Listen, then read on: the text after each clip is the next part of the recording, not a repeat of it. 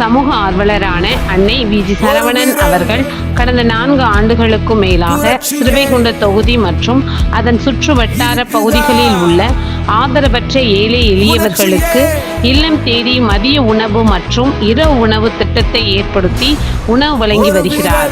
இந்நிலையில் தமிழக வெற்றிக் கழகத்தின் ஐம்பெரும் கொள்கை தலைவர்களுள் ஒருவரான சமூக ஆர்வலர் அஞ்சலை அம்மாளை கொள்கை தலைவராக அறிவித்ததன் ஈர்ப்பால் தமிழக வெற்றிக் கழகத்துடன் இணைந்து தமிழக வெற்றிக் கழக தலைவர் தளபதி திரு விஜய் அவர்களின் ஆசியுடன் கழக பொதுச் செயலாளர் அண்ணன் புசியன் ஆனந்த் அவர்களின் வழிகாட்டுதலின்படியும் 1000வது நாள் மதிய உணவு மற்றும் இரவு உணவு திட்டத்தை தமிழக வெற்றிக் கழகத்துடன் இணைந்து வழங்கி வருகிறார்.